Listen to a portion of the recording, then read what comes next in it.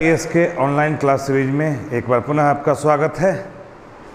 आज हम लोग विज्ञान के बायोलॉजी विषय को आगे बढ़ाते हुए, जैसे हमने पिछली क्लास में चर्चा किया था विषाणु या वायरस के बारे में, आज हम चर्चा करेंगे बैक्टीरिया के बारे में।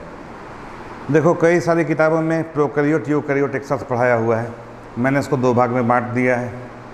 आज हम लोग बैक्टीरिया के साथ पहले प्रोकैरियोट की चर्चा करेंगे, यानी ऐसी कोशिकाएं जिसमें कोई न्यूक्लियस नहीं होता।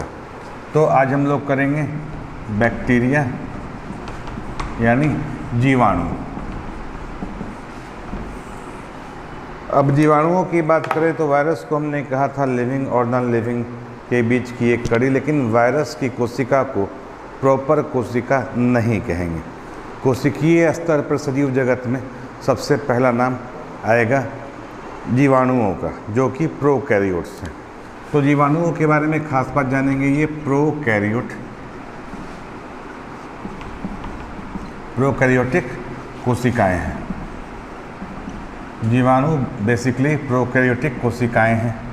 अब प्रोकैरियोटिक का मतलब क्या होता है देख लेंगे। Pro plus carrion. प्रो यानी पूर्व का और कैरियन यानी न्यूक्लियस। न्यूक्लियस या केंद्रक। स्पष्ट है कि जो कोशिकाएं केंद्रक के या न्यूक्लियस के पूर्व की हैं, मतलब उन कोशिकाओं में कोई केंद्रक मौजूद नहीं होता। अर्थात प्रोकैरियोटिक कोशिकाओं की खासियत क्या है कि कोई भी मेम्ब्रेन यानी झिल्ली से घिरा हुआ कोशिकांग केंद्रक के साथ मौजूद नहीं होता। अब सेल बायोलॉजी में, हालांकि मैं बाद में फिर से पढ़ाऊँगा, लेकिन पूर्व में आप लोग जान लें कि ऐसे कौन से कोशिकांग हैं जिनमें झिल्ली होती है, अर्थात उसकी मौजूदगी यहाँ पर नहीं होगी। तो याद करेंगे, इसमें झिल्ली वाली कोशिकांगों में केंद्रक हो गया, माइटोकॉन्ड्रिया हो गया, लवक हो गया, गोल्गी बॉडी हो गया, एंडोप्लाज्मिक रेटिकुलम हो गया। ये सभी कोशिकांग जो भी हैं मेम्ब्रेन यानी झिल्ली से घिरे हुए कोशिकांग हैं।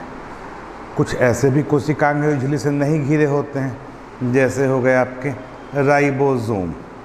राइबोसोम झिल्ली से घिरे हुए नहीं बल्कि दानेदार कोशिकांग होते हैं। अर्थात प्रोकैरियोटिक कोशिकाओं में ना तो गोल्गी बॉडी होगा, ना तो माइटोकॉन्ड्रिया होगा, ना ही उसमें एंडोप्लाज्मिक रेटिकुलम होगा, ना ही लाइसोसोम होगा, ना ही केंद्रक होगा। होगा तो क्या होगा? राइबोसोम उपस्थित होगा। अब कोशिका अगर जीवित है, हमने कहा वायरस भी जीवित क्यों था? क्योंकि उसमें डीएनए या आरएनए के रूप में आनुवंशिकीय पदार्थ मौजूद थे। तो प्रोकैरियोट में भी क्या होगा? प्रोकैरियोट की खासियत क्या होगी? मेम्ब्रेन यानी झिल्ली से घिरे कोशिकांग अनुपस्थित। मतलब क्या है? माइटोकॉन्ड्रिया,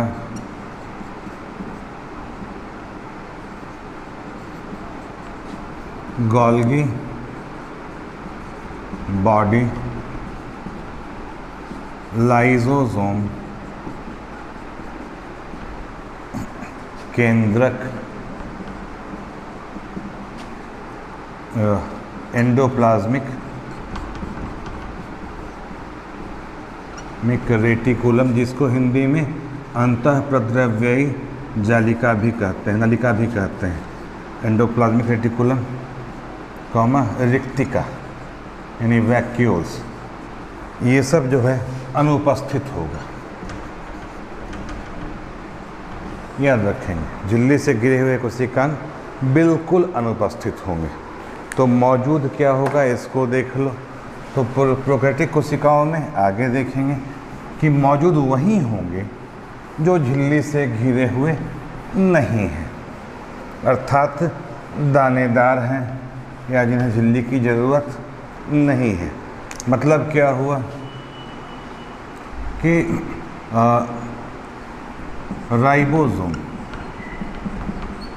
राइबोसोम इसमें उपस्थित होंगे।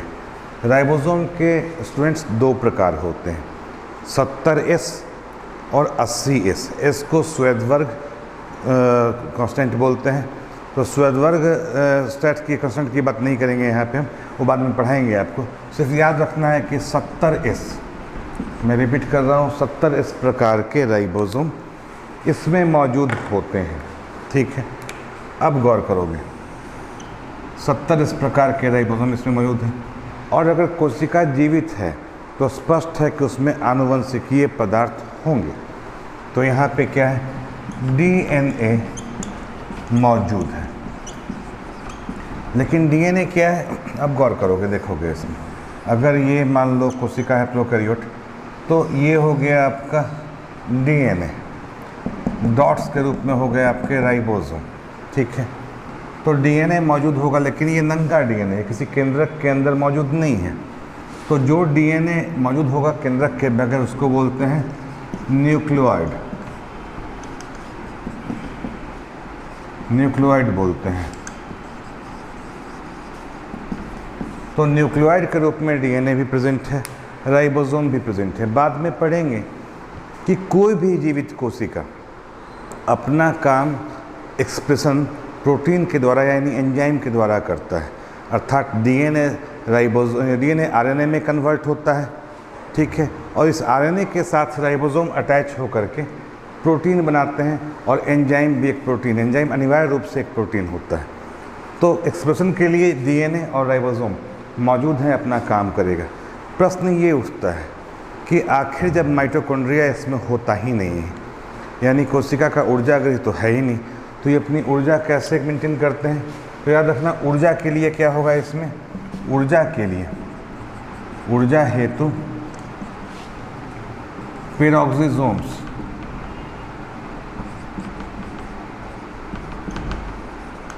साइटोसोम्स और ऑक्सीसोम्स, ये तीनों मौजूद इसमें होते हैं, जो ग्लूकोज मेटाबॉलिज्म से ग्लूकोज को ब्रेक डाउन कर कार्बन डाइऑक्साइड, पानी और एनर्जी के रूप में कन्वर्ट करते हैं। ठीक है, तो ये नेचुरल बात हो गई कि बैक्टीरिया का स्ट्रक्चर क्या होगा।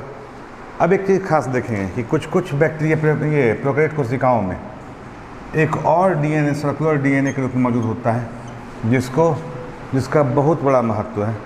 ठीक है, और इसका महत्व कहाँ पे होगा, जब आप पढ़ेंगे आनुवंशिक इंजीनियरिंग, जेनेटिक इंजीनियरिंग, उसमें देखेंगे कि इसका बहुत ही बड़ा महत्व है रिकॉम्बिनेंट DNA तकनीक के लिए। तो ये मोटा मोटी आपका प्रोकैरियोटिक कोशिकाओं का स्ट्रक्चर हो गया, जिसमें कहीं भी आपको मेम्ब्रेन से घिरे हुए ऑर्गेनल कोशिकांग नहीं दिख रहे हैं। चलिए, ये छूट गया था, इसको बोलते हैं प्लाज्मिड, ये नोट कर लेंगे। इसको प्लाज्मिड भी बोलते हैं, जो कि अलग से सर्कुलर DNA के रूप में मौजूद होता है। इसकी विशेष चर्चा जब हम जेनेटिक इंजीनियरिंग पढ़ाएंगे आपको उस समय करेंगे। तो आपने मोटे तौर पर देख लिया कि बैक्टीरिया प्रोकैरियोटिक कोशिकाएं हैं और प्रोकैरियोटिक कोशिकाओं का स्ट्रक्चर क्या है, ये आप भली भांति जान गए। ठीक है, तो अब हम आते हैं वापस बैक्टीरिया की ओर। तो बैक्टीरिया के बारे में क्या बोलेंगे, फर्स्ट पॉइंट होगा अनिवार्य रूप से सभी बैक्टीरिया अनिवार्य रूप से प्रोकैरियोटिक यानी प्रोकैरियोट है। सभी जीवाणु अनिवार्य रूप से प्रोकैरियोट है। अब इसके स्ट्रक्चर में देखोगे आप गौर से, एक बार इसकी संरचना हम देख लेते हैं। ये है क्या, कोशिका भित्ति, सेल वॉल। ये बैक्टीरिया की कोशिका भित्ति है, सेल वॉल। अंदर में सेल मेम्ब्रेन भी मौजूद होता है। इसकी खासियत क्या होती है, इसमें लाइपोप्रोटीन,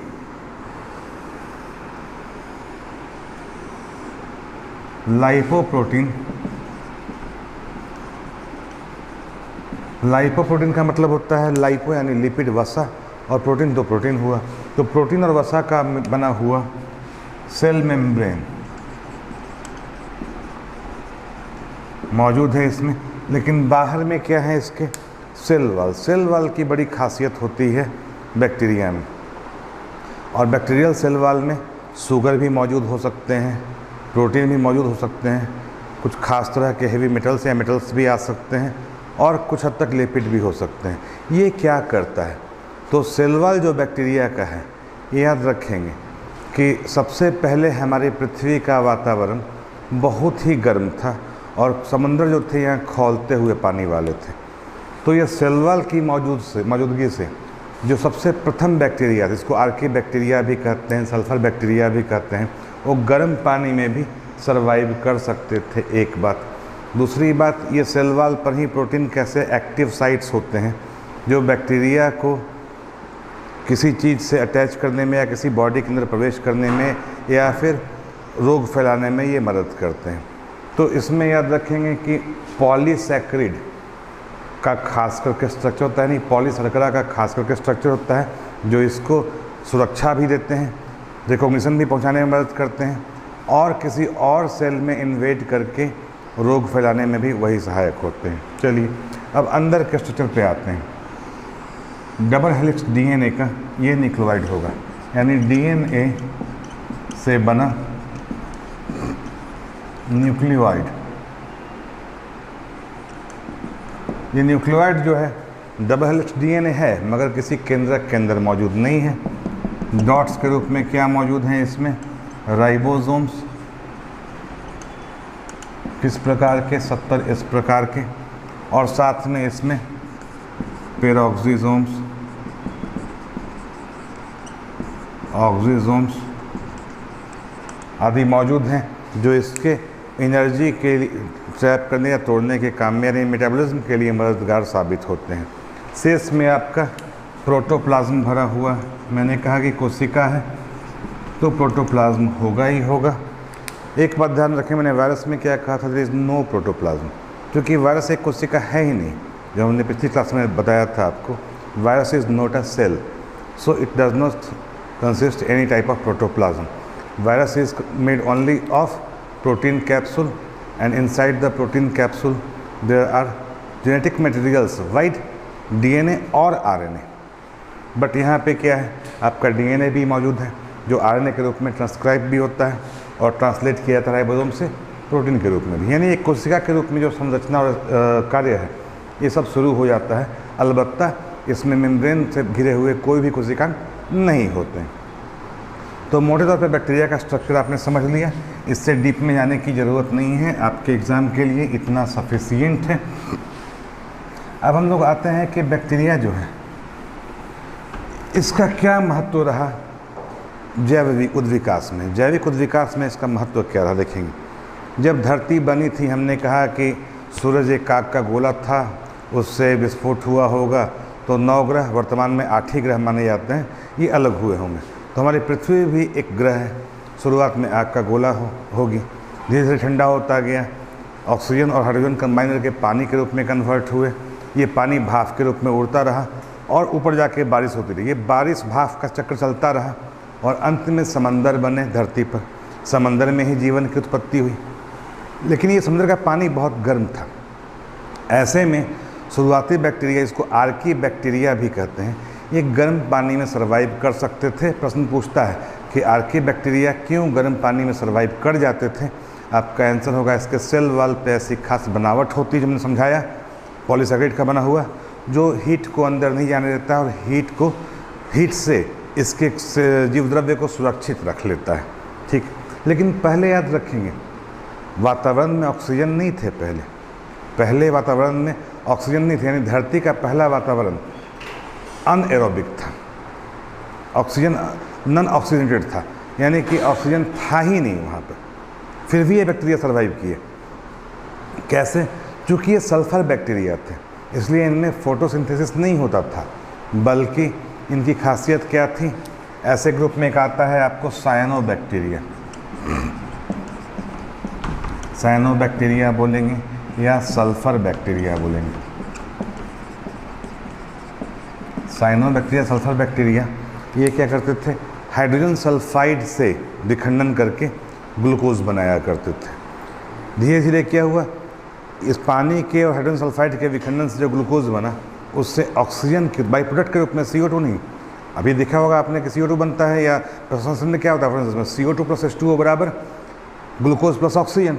बट यहाँ पे क्या था, सल्फर डाइऑक्साइड या हाइड्रोजन सल्फाइड प्लस पानी बराबर बनाया इन लोगों ने ग्लूकोज, और साथ में सल्फर के प्रोडक्ट के साथ ऑक्सीजन का भी निर्माण किया। यानी कि धरती पर जो अनऑक्सीजनेटेड एनवायरनमेंट था, इन बैक्टीरिया ने काफ़ी ऑक्सीजन प्रोड्यूस किया और धरती का वातावरण ऑक्सीजनेटेड बना। अब ऑक्सीजन आई धरती पर, बढ़ने लगी मात्रा, तब न कहीं आगे जीवन का विकास हुआ। क्योंकि हमें, आपको, पौधों को भी या सारे सजीवों को क्या चाहिए, ऑक्सीजन चाहिए फॉर रेस्पिरेशन। यानी जो भी यूकैरियोटिक आए, जिनमें माइटोकॉन्ड्रिया होता है, ये सभी यूकैरियोटिक क्यों आए, क्योंकि इन प्रोकैरियोटिक कोशिकाओं ने क्या किया, धरती के वातावरण को अनऑक्सीजनेटेड से ऑक्सीजनेटेड में कन्वर्ट कराया। ये सबसे बड़ी देन थी, क्योंकि लाइफ अगर शुरू हुई धरती पर, उसका बहुत बड़ा फैक्टर ये बैक्टीरिया है। ठीक है, तो ये हो गया आपके आर्के बैक्टीरिया, सल्फर बैक्टीरिया। इससे आगे जाएंगे तो साइनोबैक्टीरिया की एक और खासियत क्या है, ये इनमें क्या क्लोरोफिल होता है। याद रखेंगे स्टूडेंट्स, क्लोरोप्लास्ट और क्लोरोफिल में अंतर है। क्लोरोप्लास्ट मेम्ब्रेन से घिरा हुआ एक ऑर्गेनल है, जिसके अंदर रंजक के रूप में क्या होता है, क्लोरोफिल मौजूद होता है। यहाँ क्लोरोफिल घुले हुए मात्राएं मौजूद हैं, और बाद में फिर इनने क्या किया, फोटोसिंथेसिस की भी शुरुआत की। यानी साइनोबैक्टीरिया के प्रेजेंस में सल्फर बैक्टीरिया ने क्या किया, सल्फर ब्रेकडाउन किया, और साइनोबैक्टीरिया ने क्या किया कि फोटोसिंथेसिस की शुरुआत की, और वायुमंडल में ऑक्सीजन की मात्रा बहुत तेज़ी से बढ़ने लगी। और इसके बाद फिर आगे आकर के क्या हुआ आपका, सेस यू बैक्टीरिया, जो कि क्या थे, ऑटोट्रॉफ नहीं थे, बल्कि ये कंज्यूमर के रूप में ये आगे बढ़ने लगे और बहुत तेज़ी से इनका विकास हुआ। तो आज की तारीख में बैक्टीरिया के हम कुल मूल 3 क्लास देख लेंगे। सल्फर बैक्टीरिया, जिसको आर्के बैक्टीरिया भी कहा गया, दूसरा हो गया साइनोबैक्टीरिया, जिसने बहुत तेज़ी से फोटोसिंथेसिस में भी मदद करा, और तीसरा हो गया आपका यू बैक्टीरिया, जो कि आज की तारीख में बहुत बड़ी मात्रा में धरती पर मौजूद है। अब एक प्रश्न आता है कि हमारे बॉडी में या किसी सजीव, बड़े सजीव के बॉडी में जो DNA मौजूद है, उसमें अधिकांश किसका योगदान है। स्टूडेंट्स, आपको जान के आश्चर्य होगा कि हमारे शरीर में जो भी DNA है, उसका मैक्सिमम मात्रा इन्हीं बैक्टीरिया से प्राप्त DNA से आगे बढ़ा है। बाद में हम पढ़ाएंगे आपको थियोरी ऑफ ऑर्गेनिक एवोल्यूशन, कैसे इनसे, प्रोकैरियोट से आहिस्ता आहिस्ता यूकैरियोट बने, फिर प्रोटोजोआ बने, फिर इन्वर्टिब्रेट बने, फिर वर्टिब्रेट बने, और अल्टीमेटली मनुष्य का उद्विकास हुआ। तो ये DNA कन्वर्ट होता रहा, DNA को उधार देते रहे हम। तो आज हमारे बॉडी में अधिकांश DNA जो मौजूद है, वो बैक्टीरिया का उधार दिया हुआ DNA है, याद रखेंगे आप। दूसरी बात, हमारे बॉडी में कितनी बैक्टीरिया है, तो आप देखेंगे हमारे बॉडी में बहुत सारी बैक्टीरिया। कहाँ पे सबसे ज़्यादा होती है, तो गट वाल में। ये याद रखेंगे, इस प्रश्न को कई बार पूछ चुका है कि शरीर में, मानव शरीर में जीवाणु सर्वाधिक कहाँ होते हैं। आंसर होगा आपका गट वाल, या गट के अंदर। गट यानी कि आहार नाल, आहार नाल मुंह से लेकर के और बड़ी आंत तक मौजूद होता है। तो बड़ी आंत में, खास करके छोटी आंत और बड़ी आंत में बहुत बड़े पैमाने पे ये जीवाणु मौजूद होते हैं। खासियत क्या है, क्यों मौजूद रहते हैं, क्या ये हानि पहुंचाते हैं? तो याद रखेंगे, जीवाणुओं ने हमारी धरती के सजीव जगत को बहुत कुछ दिया है। अलबत्ता जीवाणुओं से कई बीमारियां होती, हानि भी होती हैं, किंतु ध्यान रखेंगे जीवाणुओं के फ़ायदे बहुत हैं। तो हमारे गटवाल में जो जीवाणु मौजूद हैं, ये क्या करते हैं, विटामिन बी कॉम्प्लेक्स, यानी विटामिन बी में कई group, vitamin B1, B2, B5, B6, cyanocobalamin वगैरह आपने पढ़ा होगा, नियासिन वगैरह आपने पढ़ा होगा, बाद में पढ़ाऊँगा अभी। तो सारे विटामिन बी बैक्टीरिया द्वारा बनाए जाते हैं। ये सबसे बड़ी खासियत है। बैक्टीरिया हमारे शरीर को विटामिन बी की कभी कमी नहीं होने देता। और सिर्फ मनुष्य ही नहीं, अधिकांश बड़े जीव जो भी हैं, उन सबों के गट वाल में मौजूद होते हैं ये बैक्टीरिया, और विटामिन बी का बढ़िया सप्लाई देते रहते हैं। तो सबसे पहले हम जीवाणुओं के फ़ायदे पे आते हैं। पहला फ़ायदा आपने देख लिया, जीवाणु का स्ट्रक्चर आपने समझ लिया। जीवाणु 3 टाइप के होते हैं, ये भी समझ लिया आपने, सल्फर बैक्टीरिया या अर्की बैक्टीरिया, साइनो बैक्टीरिया और यू बैक्टीरिया। चलिए, इसके पश्चात हम आएंगे सबसे पहले जीवाणुओं से होने वाले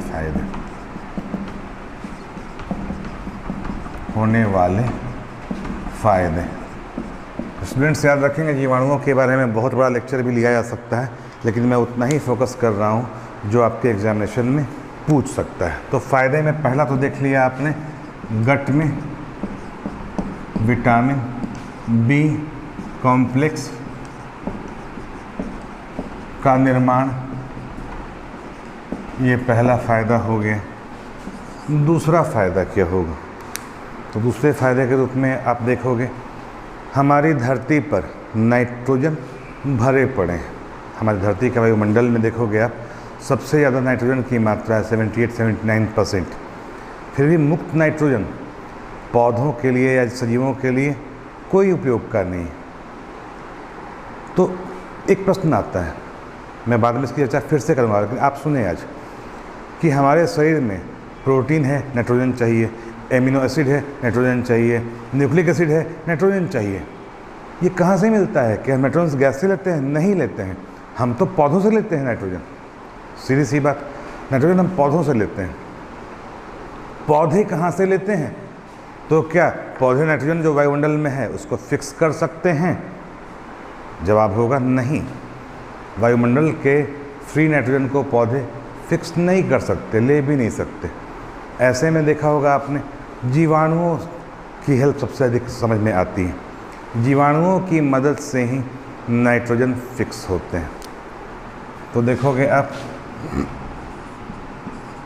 एजेटोबैक्टर, राइजोबैक्टर। एजेटोबैक्टर क्या करता है? वायुमंडल के नाइट्रोजन को नाइट्राइट और नाइट्रेट में बदलता है, में फिक्स करता है। फिक्स करने को हिंदी में स्थिरीकरण भी बोलते हैं। राइजोबैक्टर क्या होता है? राइजोबियम गांठों के रूप में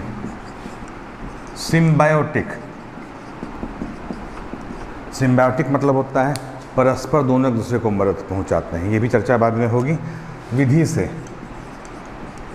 लेग्यूम प्लांट यानी दलहन के पौधे के जड़ों के गांठों में राइजोबियम के रूप में मौजूद होते हैं, और यहाँ से ये क्या करते हैं? नाइट्रोबैक्टर, एजेटोबैक्टर, राइजोबैक्टर, ये सभी क्या करते हैं? वायुमंडल के नाइट्रोजन को नाइट्राइट यानी NO2 और नाइट्रेट यानी NO3 में फिक्स करते हैं, और इन नाइट्राइट और नाइट्रेट को पौधे अपने अंदर अवशोषित करते हैं, और पौधों के थ्रू ये सभी सजीव जगत में फैलता है। तो देखोगे बैक्टीरिया का कितना बड़ा महत्व है। पहला विटामिन बी, दूसरा नाइट्रोजन का स्थिरीकरण। क्या और भी है? तो बिल्कुल, बैक्टीरिया के फ़ायदे कम नहीं हैं, बहुत ज़्यादा फ़ायदे हैं। जबकि हमने कहा कि धरती पर सजीव की उत्पत्ति हुई क्योंकि इत्तेफाक से बैक्टीरिया सबसे पहले आए। इन्होंने अनऑक्सीडेटेड वातावरण को ऑक्सीजनेटेड वातावरण में कन्वर्ट भी किया। तीसरा फ़ायदा हम फिर आते हैं। देखा होगा आपने कि दूध से दही जमाते हैं। ये दही कैसे बनता है? जब लैक्टोबैसिलस बैक्टीरिया दूध में आते हैं तो ये दूध से दही जमाते हैं। तीसरा फ़ायदा हुआ दूध का दही में परिवर्तन। और फ़ायदा क्या है? तो बैक्टीरिया के मदद से ही किण्वन यानी फर्मेंटेशन होता है। क्या है इसकी मदद से? फर्मेंटेशन यानी किण्वन होता है। जिससे क्या होता है? जवाब दीजिए। जिससे होता ये है कि alcohol, ethyl alcohol, ethyl alcohol बनते हैं। तो अल्कोहल इंडस्ट्री में शराब हो चाहे अल्कोहल के रूप में हो उसका उत्पादन, ये बैक्टीरिया की मदद से होते हैं। फिर देखोगे क्योंकि बैक्टीरिया जब ऑक्सीजन नहीं होता तो अनएरोबिक रेस्पिरेशन से ये बनाते हैं क्या, इथाइल अल्कोहल, और साथ में एक और चीज़ बनाते हैं, एसिटिक एसिड भी बनाते हैं। एसिटिक एसिड भी बनाते हैं बैक्टीरिया, जो कि आपका किसमें मौजूद होता है, सिरका में। यानी सिरका भी बनता है कैसे, बैक्टीरिया की मदद से ही बनाते हैं सिरका भी। और छठा फ़ायदा होता है घर का भेदी लंका ढाई। अगर विभीषण नहीं होता तो रावण नहीं मरता, आपने सुना होगा, विभीषण के कारण ही रावण की मौत हुई। तो ये बैक्टीरिया के कारण कई सारी बीमारियां होती हैं जिससे कि लोगों की मौत भी हो सकती है। आपने सुना होगा आज कोरोना बहुत शोर मच रहा है, लेकिन आपको जान के हैरानी होगी कि ट्यूबरकुलोसिस से, जो कि एक बैक्टीरिया के कारण होता है, तपेदिक यानी ट्यूबरकुलोसिस से 2 मिलियन यानी 20 लाख लोग हर साल मरते हैं। आप समझ लीजिए कितना बड़ा मौत का कारण सिर्फ भारत में 20 लाख तो कोरोना वायरस से भी नहीं पहुंचा, अभी तक 2 साल में भी आंकड़ा नहीं पहुंचा है, लेकिन 20 लाख कहीं कहीं तो इससे भी अधिक का डेटा है, लोग मरते हैं किससे, तपेदिक से। तो बैक्टीरिया से कई सारी बीमारियां होती हैं, एंथ्रेक्स हो गया, तपेदिक हो गया, फिर आपको क्या कहते हैं, हैजा हो गया, ब्यूबोनिक प्लेग भी हो गया है। एक बात स्टूडेंट्स ध्यान रखें, कई किताबों में प्लेग को वायरस से होने वाली बीमारी बताया गया है। मैं रिपीट कर रहा हूँ, कई किताबों में जिसको आप भरपूर पढ़ते हैं उसमें प्लेग को वायरस से होने वाली बीमारी बताया गया है। स्टूडेंट्स, प्लेग में सबसे बड़ा प्लेग है ब्यूबोनिक प्लेग, जो कि चूहों से फैलता है, और ये एर्सिनिया पेस्टिस, मैं रिपीट कर रहा हूँ, एर्सिनिया पेस्टिस नामक बैक्टीरिया से होता है। तो आप लोग रिवाइज कर लेंगे, प्लेग वायरस से नहीं होता, प्लेग ब्यूबोनिक प्लेग बैक्टीरिया से होता है। तो देखा होगा आपने कई घातक बीमारियाँ बैक्टीरिया से होती हैं।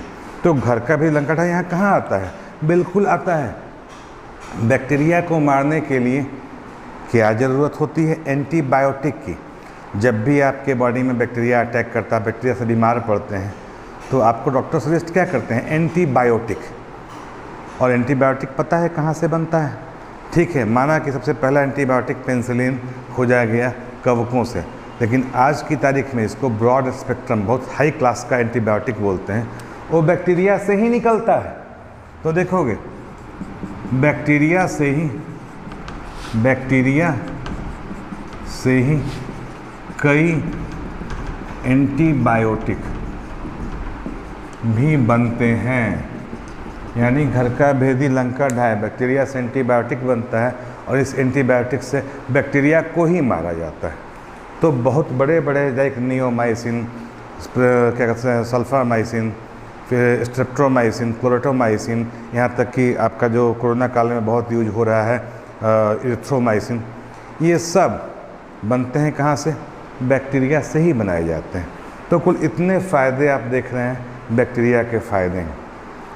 हालांकि बैक्टीरिया के नुकसान भी कई हैं, जिससे कई सारी बीमारियां जीवाणुओं के कारण मनुष्यों में होती हैं। जैसा स्टूडेंट्स हमने वायरस में कहा था कि आपकी बुक में लिखा है, लिस्ट बना हुआ है वायरस और उससे होने वाली बीमारियों का, वैसे ही आपके पास जो भी बुक उपलब्ध है उसमें स्पष्ट लिखा हुआ है जीवाणु और उससे होने वाली बीमारियां का चर्चा। तो आप कर लेंगे, सिर्फ रिवीजन एक ही कर लेंगे, उसमें एक ही उसको संशोधन करना है कि आपकी बुक में, कई सारी बुक में मैंने देखा है प्लेग, ब्यूबोनिक प्लेग को वायरस से हुई बीमारियां लिखा हुआ है, उसको काइंडली काट देंगे और मैं लिख देता हूँ bubonic plague, bubonic plague Yersinia pestis नामक जीवाणु से होता है। इसको ऐड कर लेंगे आप लोग उस लिस्ट में। तो इतना काफ़ी है, आप बैक्टीरिया का बीमारी का लिस्ट समझ सकते हैं। हम थोड़ा और आगे चर्चा करेंगे। तो बैक्टीरिया से लाभ आपको हमने पढ़ा दिया, हानि यानी बीमारियों की लिस्ट आपके पास मौजूद है। स्टूडेंट्स कुछ पॉइंट और नोट कर लेंगे आप, जैसे प्रश्न में पूछता है कि जीवाणुओं की खोज किसने की थी, तो ये देख लेंगे हम लोग। ईस्वी को छोड़ें, ईस्वी नहीं पूछता है कभी, जनरली पूछता है कि जीवाणुओं की खोज किसने की थी। याद रखेंगे 17वीं शताब्दी में जीवाणुओं की खोज हुई थी और घर में बने हुए बड़े ही अजीब टाइप के, मतलब अनक्लियर ग्लास वाले माइक्रोस्कोप से उस आदमी ने, उस वैज्ञानिक ने खोज किया था। कितनी बड़ी बात थी। उस वैज्ञानिक का नाम था एंटोन वॉन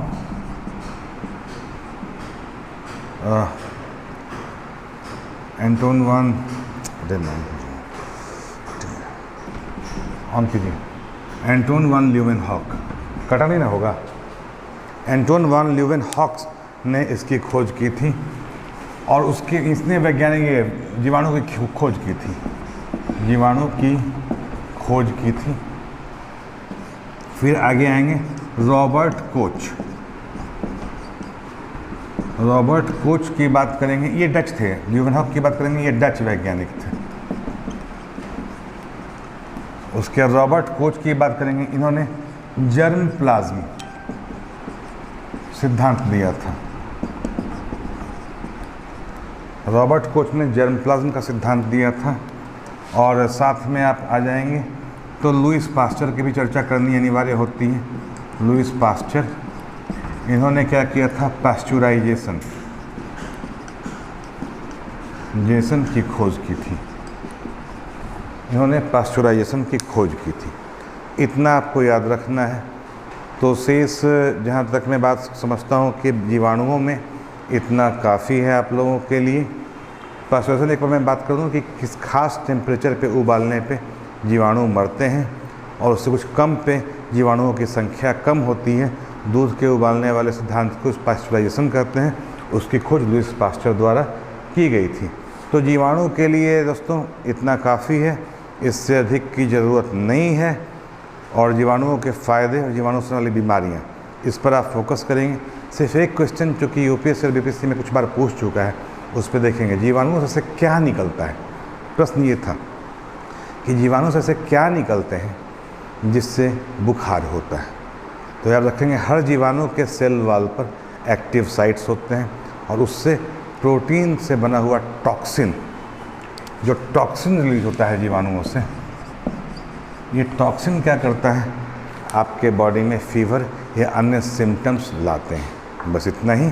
तो जीवाणु के लिए इतना ही। और अगली क्लास में स्टूडेंट्स जीवाणु यानी प्रोकैरियोट के बाद हम शुरू करेंगे यूकैरियोट, यानी कैसे यूकैरियोट कोशिका का विकास हुआ और कैसे प्रोटोजोआ बनते हुए सजीव जगत आगे बढ़ा। तो एक बार फिर मैं बोलूँगा कि पूरी 24 सीरीज़ में ये बायोलॉजी का लेक्चर कंप्लीट होगा। इसके लिए इस चैनल को सब्सक्राइब करें, आपके हित में है, आपको काफ़ी लाभ पहुँचेगा। उम्मीद है आप सभी लोग इसका लाभ उठाएंगे। धन्यवाद।